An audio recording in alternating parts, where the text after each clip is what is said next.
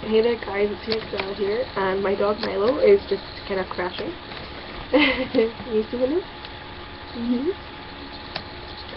Anyway, I'm going to do a book review today on a book I bought not long ago from a website called everywhичway.co.uk.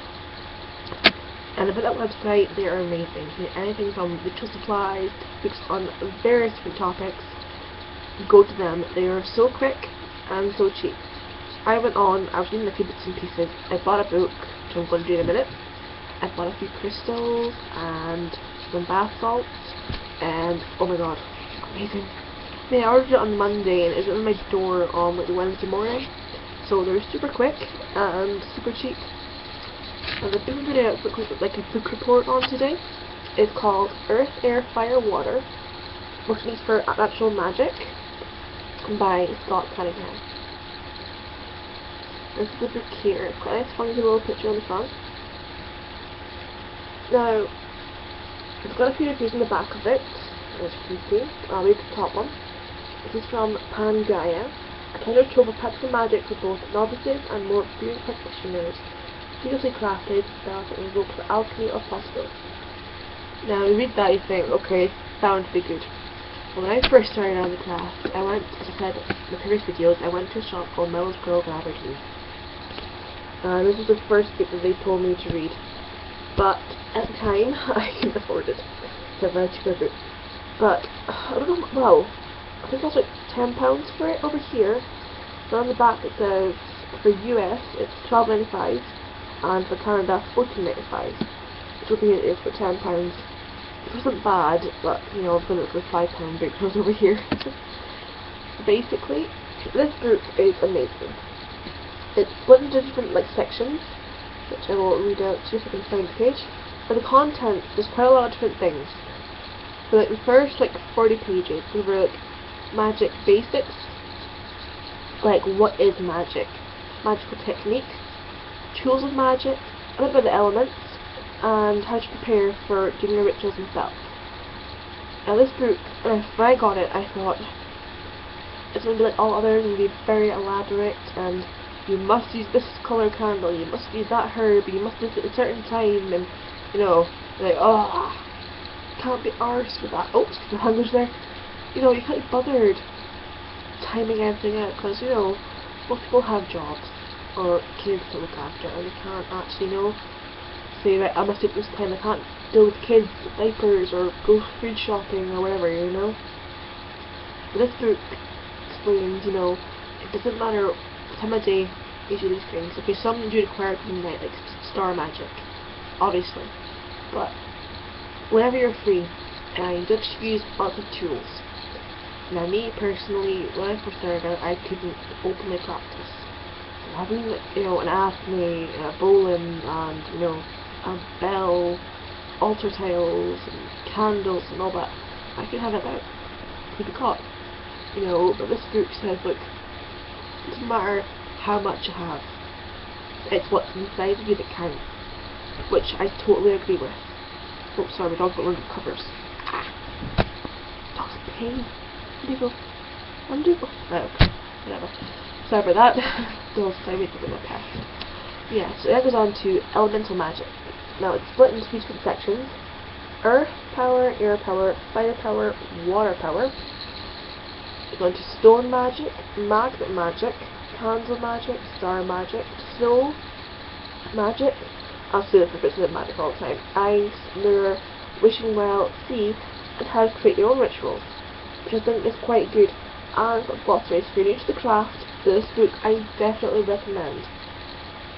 It has some of the spells are just amazing, like I want to try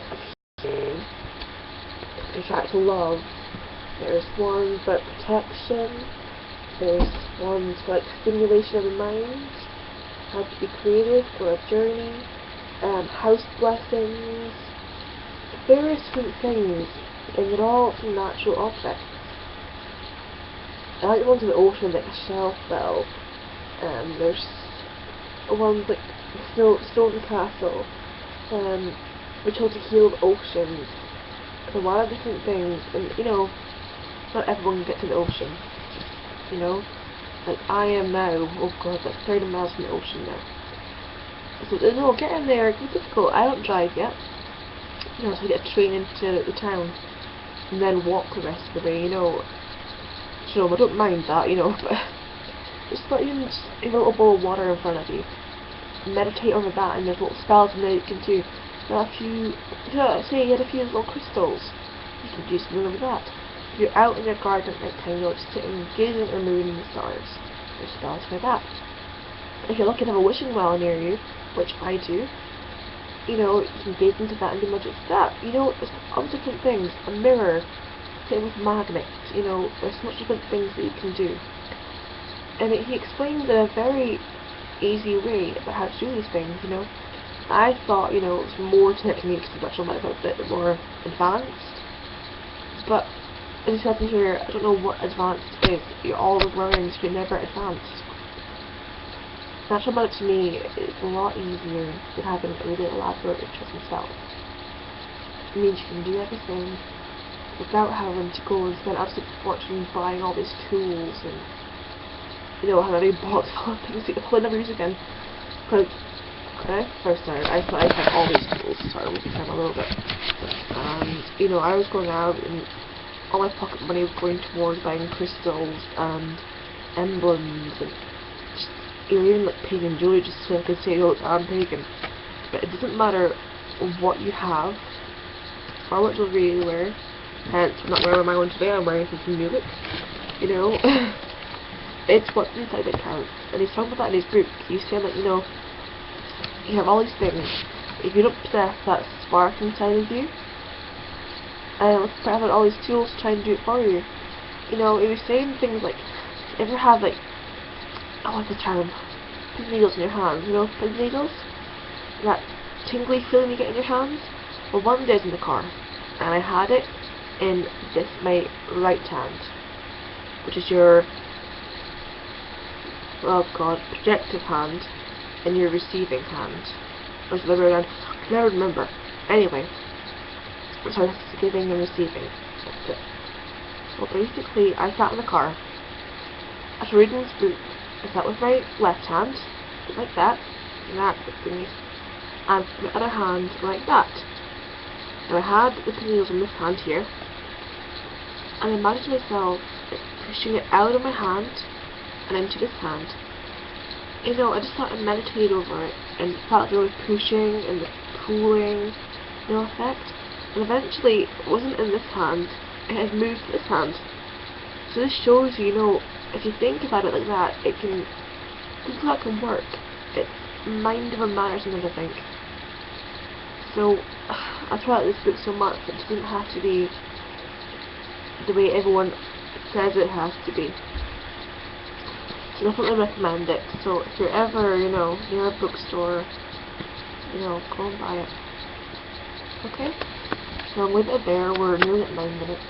So my dog's wanting clapped. Come on, Milo. Milo.